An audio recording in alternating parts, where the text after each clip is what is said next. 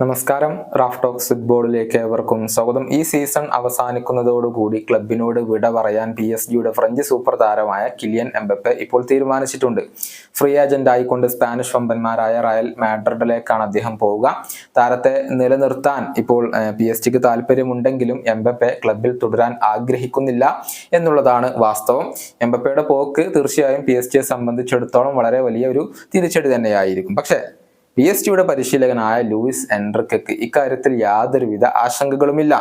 Mbappé club വിട്ടാൽ അതിൻ്റെതായ ഗുണങ്ങളുണ്ട് എന്നാണ് ഈ പരിശീലകനും ക്ലബ്ബ് മാനേജ്മെന്റും ഇപ്പോൾ വിശ്വസിക്കുന്നത്.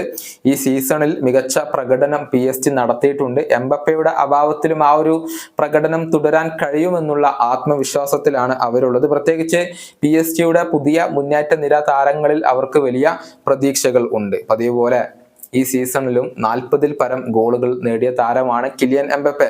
അതേസമയം ഗോൺസാലോ റാമോസ് 14 ഗോളുകൾ നേടിക്കൊണ്ട് രണ്ടാം സ്ഥാനത്തുണ്ട്. കോലമുവാനി 12 ഗോളുകളും ഡെംബെലെ 5 ഗോളുകളും ബാർക്കോള 4 ഗോളുകളും നേടിയിട്ടുണ്ട്. എംബപ്പെ ക്ലബ്ബ് വിടുമ്പോൾ ഈ താരങ്ങൾ എംബപ്പയുടെ നിഴലിൽ നിന്ന് പുറത്തേക്ക് വരികയും കൂടുതൽ മികവിലേക്ക് ഉയരുമെന്നും ഇപ്പോൾ PSG പ്രതീക്ഷിക്കുന്നുണ്ട്. കൂടാതെ എംബപ്പയുടെ സ്ഥാനത്തേക്ക് പല പ്രധാനപ്പെട്ട താരങ്ങളെയും ക്ലബ്ബ് പരിഗണിക്കുന്നുണ്ട്. നമുക്കറിയാം, റഫേൽ ലിയാവോ, വിക്ടർ ഒസിംഹൻ എന്നിവരൊക്കെ അതിൽപ്പെട്ടവരാണ്. കൂടാതെ ക്വാറസ്കേലിയ, ബെർണാഡോ സിൽവ എന്നിവരെയൊക്കെ ക്ലബ്ബ് ലക്ഷ്യം വെക്കുന്നുണ്ട്. സാവി സിമൺസ് PSG തന്നെ തിരികെ വരാനുള്ള ഒരുക്കത്തിലാണ്.